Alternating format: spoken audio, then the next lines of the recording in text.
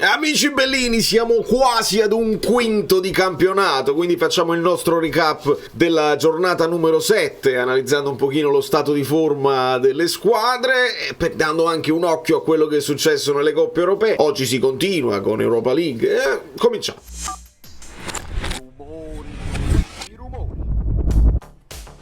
Sì, perché oggi c'è l'Atalanta, c'è la Roma, ma c'è soprattutto la Fiorentina che noi dovremmo guardare un pochino più da vicino perché è il nostro prossimo avversario.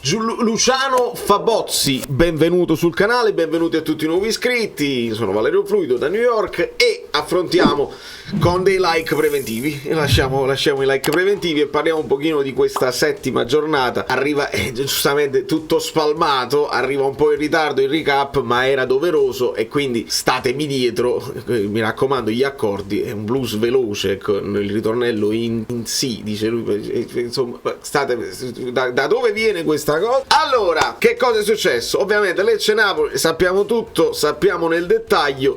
Andiamo a vedere le altre partite, considerando prima di tutto il min XG e il max XG di giornata, e questa volta la squadra che ha creato più presupposti, la vediamo già qui, è il Bologna di ma stavo dicendo Massimiliano Motta, no, è proprio il contrario, perché Thiago Motta crea più presupposti con 3.29 e li realizza anche. Empoli però non era arrendevole, la andiamo a vedere nel dettaglio. Chi ha creato il minor numero, un po' di difficoltà oggi a parlare, di XG è stata proprio la Juventus con 0.20, recrimina l'Atalanta, parliamo di 2 punti buttati onestamente, perché avrebbero potuto e dovuto fare di più. Insomma, dopo il Napoli cominciamo con Milan-Lazio, dando anche uno sguardo a quello che poi è successo in Europa successivamente, perché il Milan ci sembra dare continuità dopo la sconfitta nel derby. C'è una certa continuità di risultati, non perdono più, semplicemente. Arriva il pari con il Newcastle, che poi Newcastle abbiamo visto, insomma, devastante contro il PSG in Champions League, vittoria storica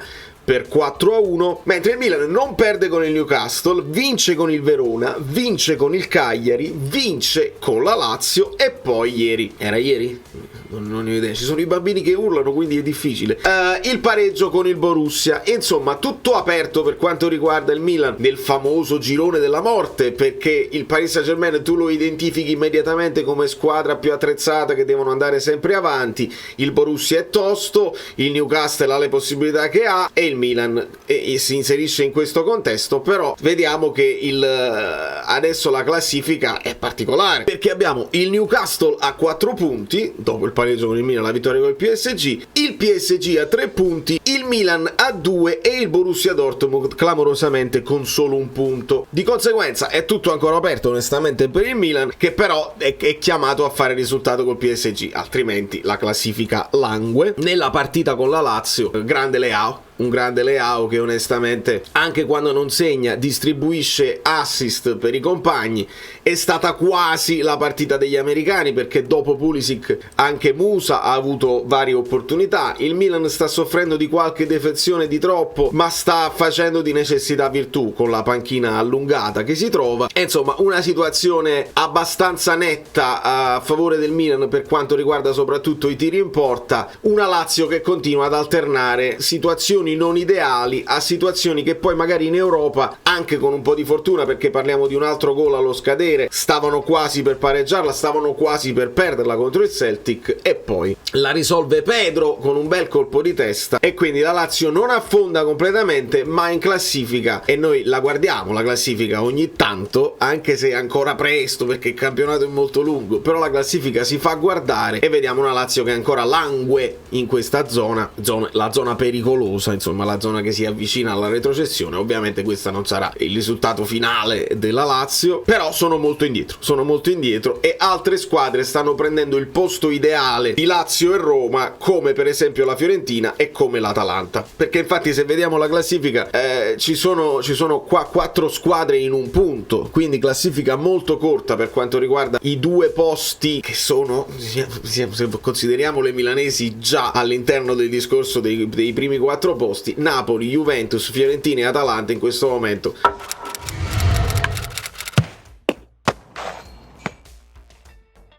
si giocano quegli altri 2 posti disponibili. Il Lecce è un bel campionatuccio, ma poi si squaglieranno. Il Bologna fa molto bene, potrebbe essere la squadra che insidia e ti rosicchia dei punti e ti dà un pochino di pressione. Il Frosinone aveva cominciato bene, ma poi si squaglia. Idem per le altre. Il Sassuolo, per esempio, fa grandissime cose contro Juventus e Inter e poi cade contro squadre più piccole. Il Monza si riprende. Il Genoa è una bellissima squadra e il resto è bene o male presto detto. Passando poi a Salernitana Inter, è un Inter che subito mette in campo la reazione dopo il passo falso, insomma, con il Sassuolo. Cominciano anche con una mezza difficoltà perché il primo tempo è un po' bloccato, dopodiché, visto che Sanchez sì può dare una mano ma non è Lautaro, nel secondo tempo entra Lautaro Martinez e la partita ovviamente cambia. Un Lautaro Martinez che aiuta la manovra della squadra, che fa da sponda, che poi quando è chiamato a finalizzare finalizza con grande freddezza. Il primo gol secondo me è bellissimo perché il modo in cui anticipa il portiere non era assolutamente facile. Poi c'è prima un gol di grande forza dal centro dell'area sul cross di Barella, un altro è il rigore che segna tirandolo anche Maluccio ma spiazza il portiere, poi c'è il gol praticamente di Tapin, quindi uno lo riceve da destra, uno lo riceve da sinistra, fa tantissimo per la squadra. Segnaliamo la Salernitana l'aveva anche quasi pareggiata, ma Legovski era in fuorigioco e quindi l'1-1 viene annullato, dopodiché l'Inter va come una schiacciasassi e conferma lo stato buono di forma anche vincendo con il Benfica in Champions League, quindi l'Inter si sta comportando bene dopo il passo falso con il Sassuolo. Arriviamo quindi alla partita che ha il massimo numero di XG, che è il Bologna che si fa apprezzare onestamente, è una squadra che gioca un buon calcio. Zirkzee continua a essere quell'attaccante che magari non è freddissimo sotto porta perché uno se lo mangia, però distribuisce anche assist e fa gioco molto di squadra. È la partita di Orsolini, qualcuno a fantacalcio ne sa qualcosa,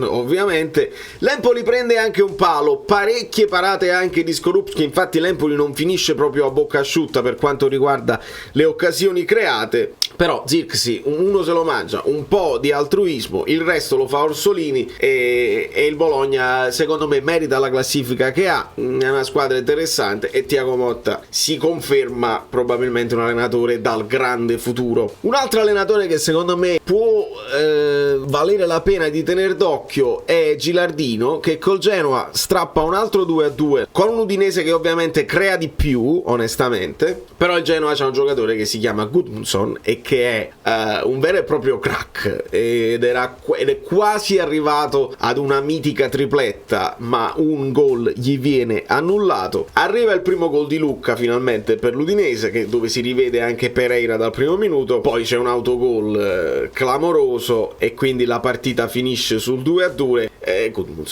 Gudmundsson, chi lo ha comprato, chi ci ha puntato, oltretutto listato centrocampista, assolutamente il crack del fantacalcio 2023-2024, non c'è alcun dubbio. Più possesso palla per l'Udinese, però più tiri in porta per il Genoa, meno passaggi, non grande precisione, fanno falli entrambe le squadre, non una partita probabilmente bellissima da vedere, però le occasioni ci sono state e quindi parità tra due squadre che probabilmente si salveranno, si può dire che si salveranno. Dopodiché, dopo che abbiamo visto il più grande XG, arriviamo al minore XG, che è proprio la Juventus. Qua ragazzi si deve parlare di Allegri. Le dichiarazioni post partita alle volte fanno arrabbiare i tifosi della Juve ancora di più della partita stessa, e l'Atalanta sta probabilmente soffrendo la mancanza di Scamacca, l'altro il Touré con cui insomma avevano speso tantissimi soldi per prenderlo, ancora ai box. Forse per Scamacca ci stiamo riavvicinando al recupero e quindi dovrebbero recuperarlo, ma sono un pochino spuntati. Segnaliamo un autentico miracolo di Szczesny su un calcio di punizione bellissimo di Muriel, un paio di gol se li mangia anche Kopp Meiners onestamente. Di conseguenza la Juventus si salva con questo 0-0, l'Atalanta recrimina, però il parallelo con la Champions viene spontaneo, perché mentre l'Atalanta sembra un po' spuntata, crea anche ma non riesce a finalizzare, la punta che era dell'Atalanta al Manchester United sta facendo molto bene. Guardando gli highlights di Manchester United Galatasaray, quasi tripletta per Højlund che era in fuorigioco sul secondo gol, poi ne fa un altro bellissimo. Il primo gol proprio di potenza fisica, un colpo di testa imperioso, e va bene, il secondo gol era in fuorigioco, il terzo si fa tutto una metà campo in corsa, un controllo di palla straordinario e freddezza sotto porta, veramente una punta incredibile, straordinaria. Bravo il Manchester che ci ha puntato, l'hanno pagato quello che l'hanno pagato, ma il Galatasaray del buon Dries Mertens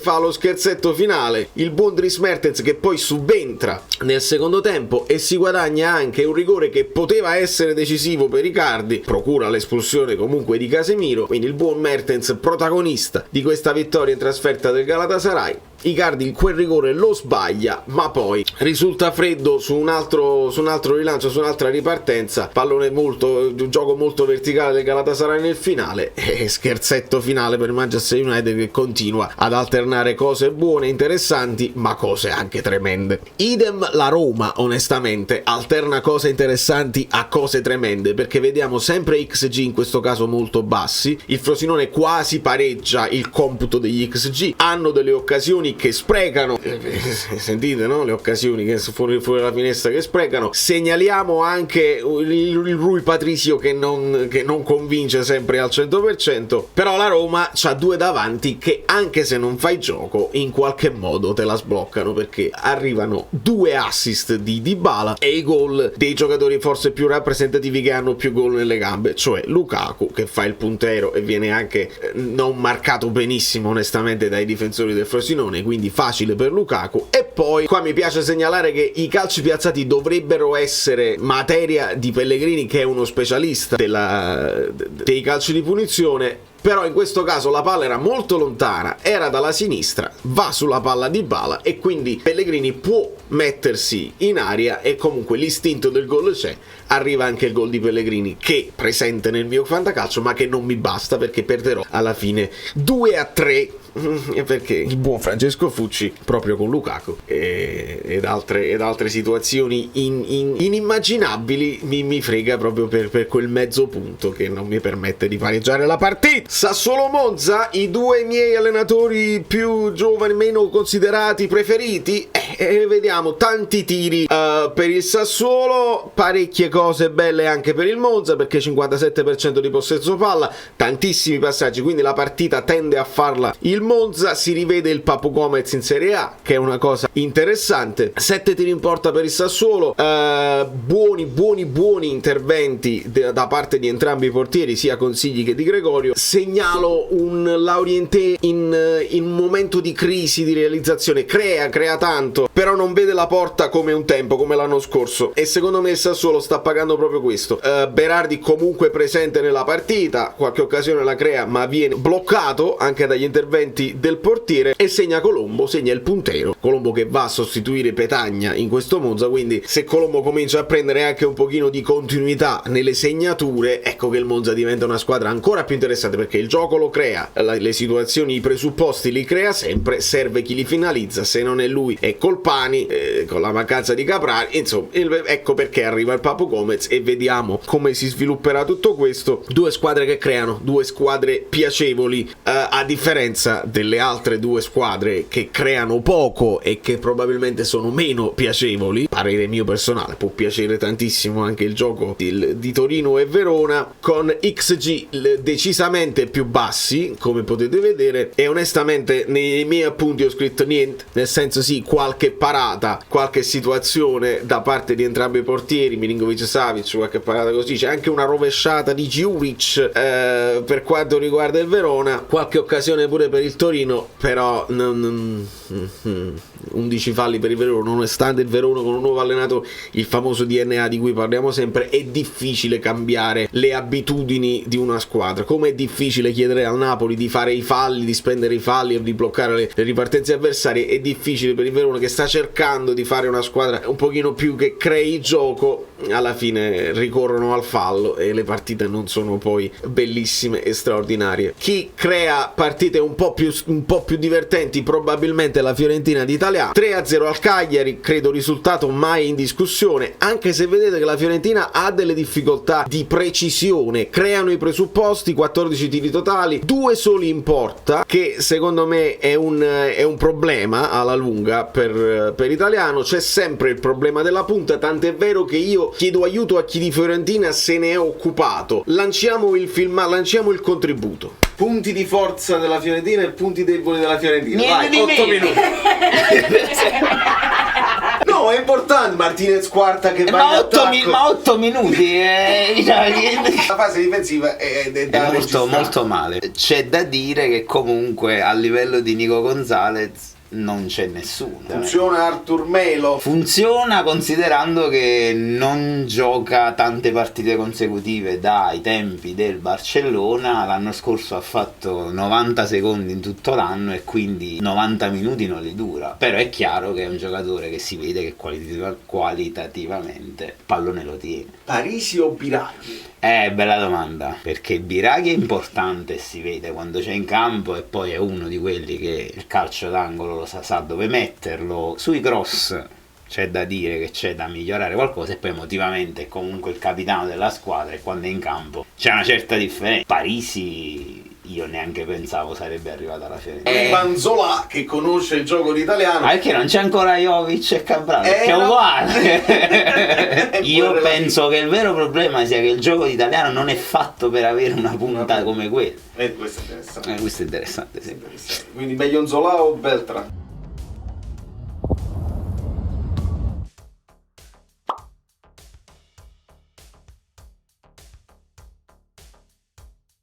Per ora meglio Nico Gonzalez che fa tutto lui. Ecco, quindi i temi sono tanti e la Fiorentina secondo me va studiata bene anche per il futuro. Devo capire questa posizione del centrale difensivo che si butta in avanti, quindi c'è materia di studio per Garcia, c'è un po' di tempo per farlo, c'è da guardare la partita di oggi di Conference League, sperando ovviamente, lo dico anche con un po' di egoismo, che si stanchino, perché quando hai un impegno di giovedì e poi devi giocare di domenica, ovviamente il Napoli non ha alibi perché avrà avuto un pochino più di tempo per recuperare. Col Real Madrid ovviamente ti porta delle scorie mentali e fisiche, però il Napoli assolutamente deve fare risultato, perché siamo a pari punti, perché al momento è decisamente uno scontro diretto e devi dare un segnale che non perdi punti per strada come hai già fatto, anzi ti sei rimesso in carreggiata, 4-1 con l'Udinese, 4-0 con il Lecce, e adesso non dico di confermare altri 4 gol, ma sarebbe importante, perché la Fiorentina ha un Nico Gonzalez in più che è decisivo, leader della squadra, segna, crea, e va bene. Segnaliamo questo Caiode come terzino destro, protagonista di un salvataggio sulla linea e protagonista anche dell'autogol, lo propizia lui, l'autogol che porta la Fiorentina sul 2-0. Nel finalissimo segna anche Nzola. La questione della punta di Italiano in questo momento fa comunque banco, perché non funziona benissimo. La Fiorentina si affida ai numeri di Nico Gonzalez. Lì sarà interessante vedere chi verrà schierato, perché parliamo dell'esterno destro che può rientrare e metterti in difficoltà. Sarà il momento di Mario Rui con Nathan, sarà la conferma di Olivera. Cercheremo di capire, ci sono ancora un po' di giorni, aspettiamo anche la conferenza, dobbiamo fare tutte le cose belline. Nel finalissimo io devo ricordare anche le statistiche generali della Serie A, perché secondo me è interessante. Classifica per XG, non per punteggio, il Napoli è secondo dopo l'Inter per XG, cioè per occasioni create, quindi diamo atto a Garcia che sotto questo punto di vista i presupposti li sta creando. Subito dopo Milan anche la Juventus, un po' spuntata, vediamo che Vlahovic sta ancora dei problemi, si parla di lombalgia, devono recuperare Milik, Keane va e non va, Chiesa sta tenendo in mano tutta la situazione da solo, poi c'è il Monza a conferma che Palladino è un allenatore interessante, e a seguire le altre squadre. Sorprende la Lazio qua giù, quindi vuol dire che non creano tantissimo. La Salernitana, grande Paolo Sousa, grandissimo, onestamente conferma i numeri pietosi dell'anno scorso, e vediamo se quest'anno si salvano o meno. Male anche il Verona, male il Torino, male, insomma, Questa è la situazione degli XG. Macchina da gol l'Inter, a seguire il Napoli, però noi abbiamo subito un tantinello troppo. Chi subisce veramente troppo è l'Empoli, a seguire ovviamente la Salernitana e anche il Sassuolo. Vola Lautaro Martinez nella classifica dei cannonieri con 9 gol dopo i 4 gol segnati contro la Salernitana. Osimhen a 5, non male, tra l'altro parliamo di Osimhen, parliamo del bambolotto e quindi il bambolotto e tutti quanti la battuta, adesso Osimhen per maloso fa causa, no, attenzione, perché se c'è un accordo tra i giochi preziosi e De Laurentiis è un conto, allora è messo d'accordo e si fa questa cosa di discutibile piacevolezza la Bumble, però magari a qualcuno piace. Osimhen non può dire assolutamente niente. Tra l'altro la battuta sì, a voi fa ridere, a me no. Osimhen non si è mai sognato di offendersi per la torta Osimhen e per tutte le cose. Anche all'epoca, quando ci fu la cosa di Carnevale, quando dipinsero la faccia del bambino che voleva essere a tutti gli effetti uguale al suo idolo, Osimhen non ha proferito parola, anche se quella cosa lì all'estero non viene vista benissimo. Però io capisco che l'Italia non è al passo con un certo tipo di anche di cultura di quello che può dar fastidio o meno. Vabbè, Thierry Henry ha parlato, gli altri insomma nel mondo hanno parlato. Per quanto riguarda il bambolotto è una questione Napoli giochi preziosi, perché il Napoli detiene i diritti, quindi nessuno si offenderà per nulla perché non c'è niente di cui offendersi. È la rappresentazione di un idolo, le stesse Barbie sono state fatte di tutti i colori diversi, quindi inclusività e va benissimo. È il Napoli, perché adesso leggiamo pure che può essere che non è detto che i giochi preziosi avevano i diritti e la dichiarazione di la liberatoria, diciamo, dal Napoli per fare questa cosa. Tutti i ricavi, il Napoli detiene il diritto d'immagine di Osimhen, quindi se tu fai un giocatore con la mascherina, con il 9, con i capelli biondi e il bomber con la maglietta del colore è a tutti gli effetti una cosa su cui il Napoli può prendere decisioni legali, e stiamo a vedere, perché questa è la situazione attuale. Da New York, Valerio Fluido è tutto. Guardatevi la Fiorentina, perché io non lo so che tempo, non c'ho tempo e non posso guardare tutto io, ma mi fido della mia community che mi dà degli spunti sempre interessanti. Che sta succedendo là? Qualcuno che chiama? Adesso vediamo. Lasciate i like finali che io tengo il caffè.